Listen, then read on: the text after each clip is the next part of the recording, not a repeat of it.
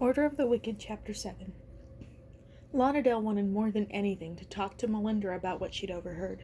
She could hardly wait to corner the other girl, but it was nearly impossible to get her alone. Mombi was always there when they trained in Sky Island. Everyone else was always there when they trained in the caves, and she didn't want to ask Melinda to meet her in secret in case Gert, Knox, or Mombi overheard and grew suspicious. Finally, she decided to find Melinda in her sleeping cave after dinner, even though it felt like an invasion. She never visited another member of the Order in their own rooms. No one did. It was almost as though there was an unspoken rule against it. In a place where everyone saw each other every day, privacy was a precious resource. But what she'd heard was too important to keep to herself. Melinda was sitting cross-legged on the floor of her sleeping cave, which Lana Dale noticed was just as small and sparsely furnished as her own. She opened her eyes as Lana Dale cleared her throat hesitantly at the threshold. If she was startled to see Lana Dale there, she didn't show it. "What's up?" she asked. "You need something?" "I need to talk to you," Lana Dale said. "But if you're busy—" "Nah, I was just meditating. Come on in," Melinda said, patting the sleeping mat next to her. Despite the seriousness of what she had to say, Lana Dale smiled. It was hard to imagine Melinda sitting still long enough to meditate. But if there was one thing for sure she was learning in the Order, is that anyone could surprise you. "It's about the Order," Lana Dale said, sinking down next to Melinda on her mat. This close, she could smell the other girl's scent, wild and clean, not unlike Knox's sandalwood smell.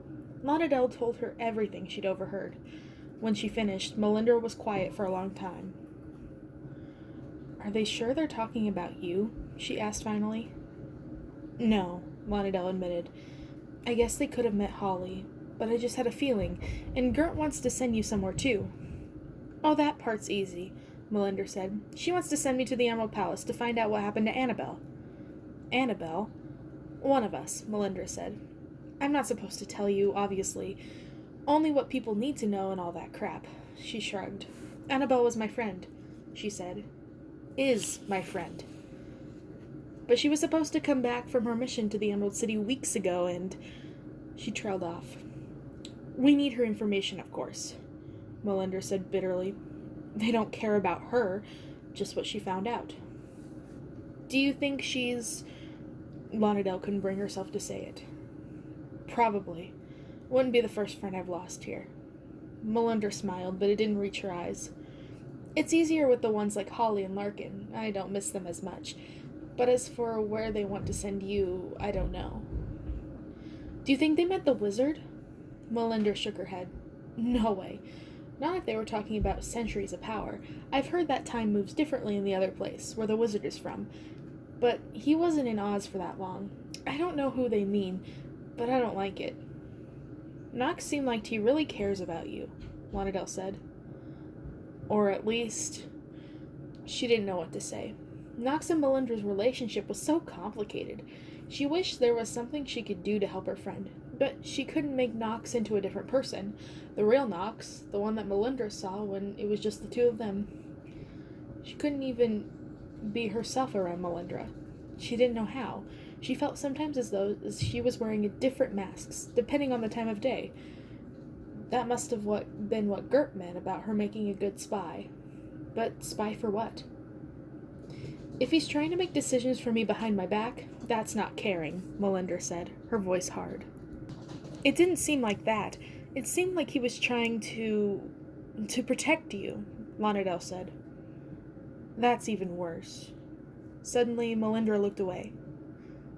Do you mind leaving me here for a while?" Lana Dale stared. Was Melinda crying? "I didn't know what to tell you about what you heard," Melinda said, her voice muffled. "I just need to think right now. Can we talk in the morning, please?" "Of course," Lana Dale said quickly, jumping to her feet. She wanted to reach out to Melinda, to comfort her, but she had no idea how.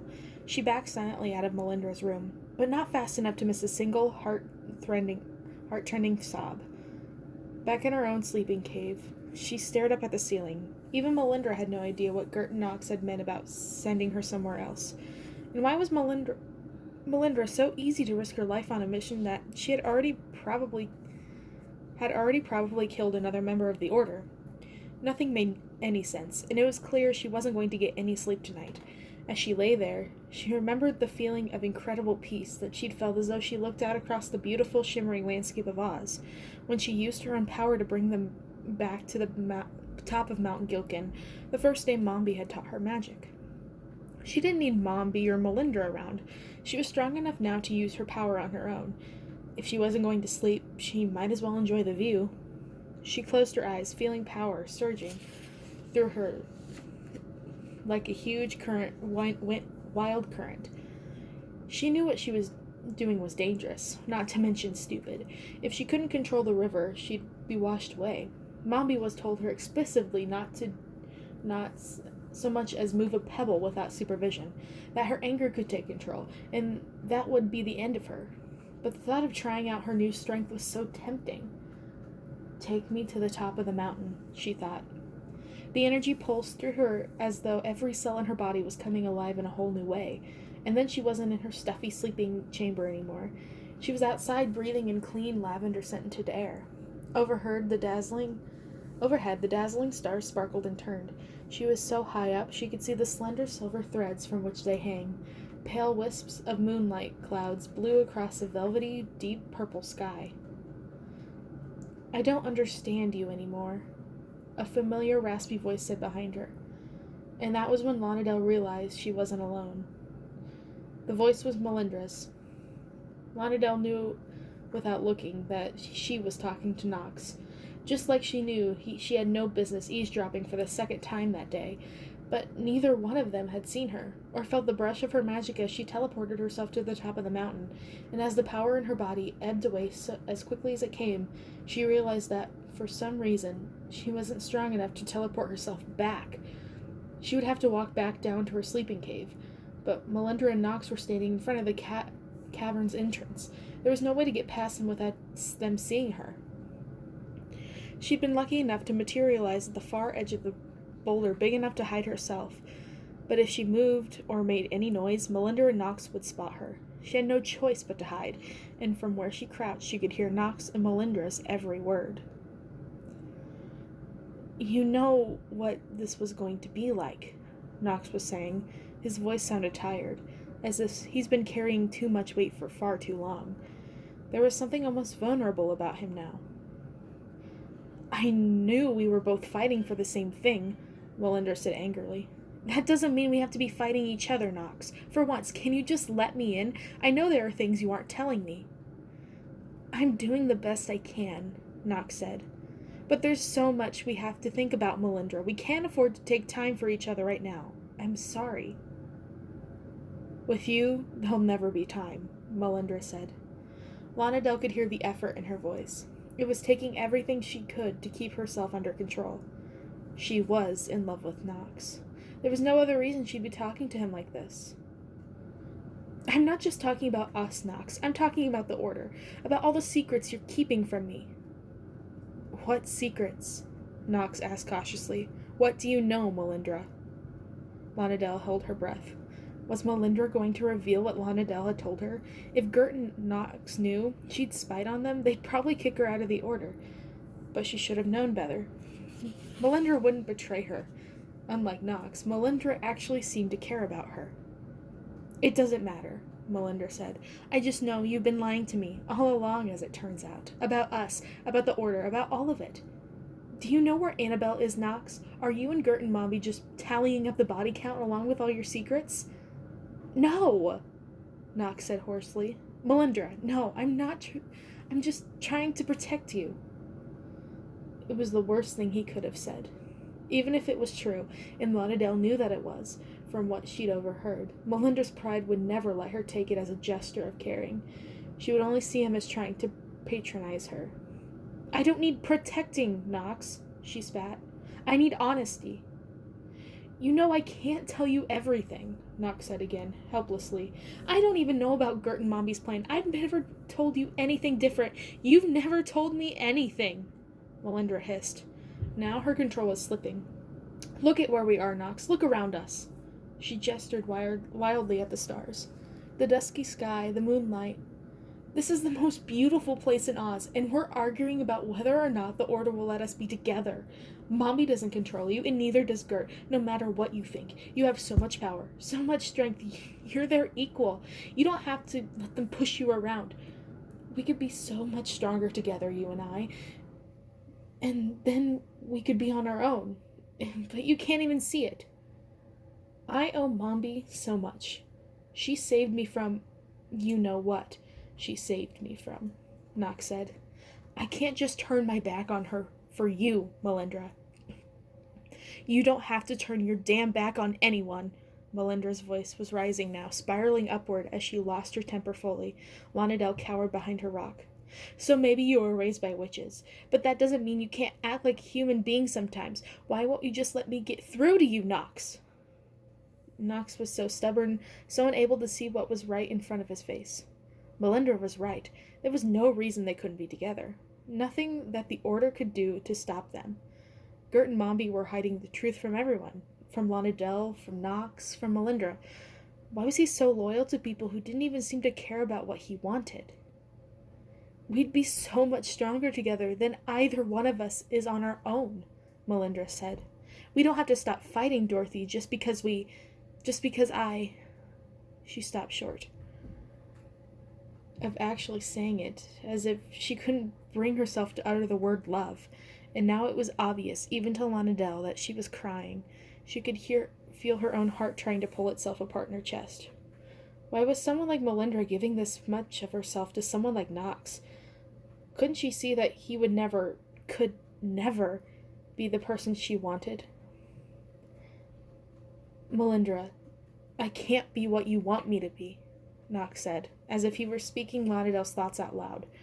I can't feel the way about you that you want me to feel. I only have room for the Order. You know that.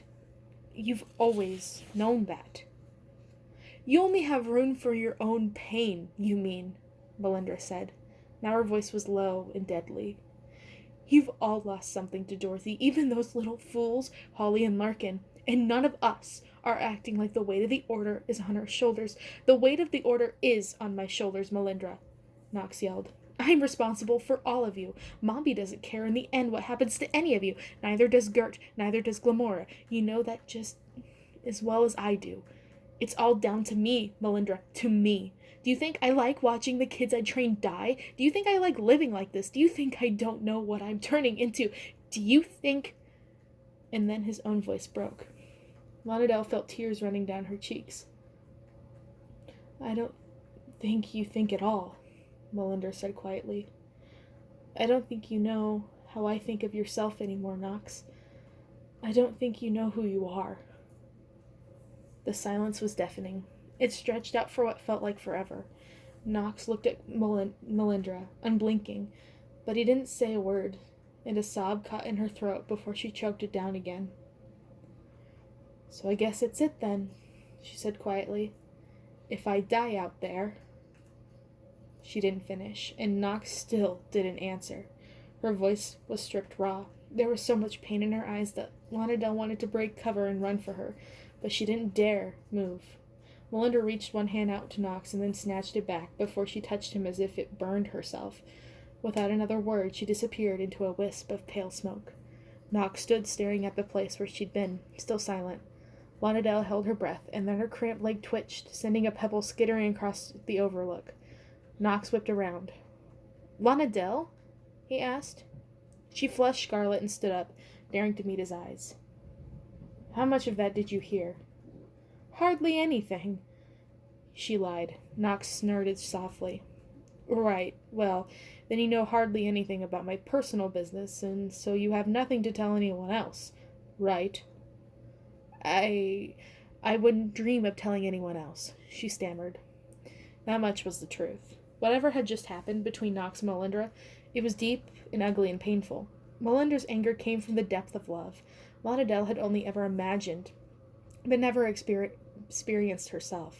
She wondered suddenly if someday someone would be able to hurt her as badly as Nox had just hurt Melindra. She wasn't sure if she wanted to know. You better not, he said. His voice was dangerous. She loves you, you know, Lonadel blurted. Knox jerked back, and for a second she thought he was going to hit her. "That's none of your business," he snarled. "None of this is any of your business, and if you tell anyone, and I mean anyone, about just what you heard, I'll throw you off this mountain so fast you won't have time to pray before you hit the bottom."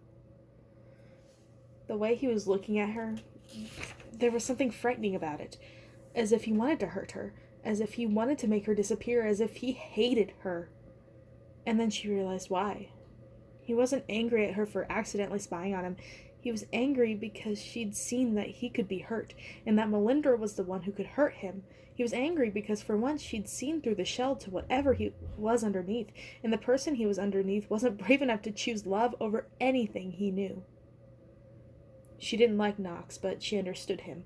She felt sometimes like they were the same. Working for the Order, was the only way of working through the pain. Without the Order, without some goal, pain would be all that was left in her. But Lana Del wasn't ready to hurt the only friend she had in the world to get the revenge she so desperately wanted.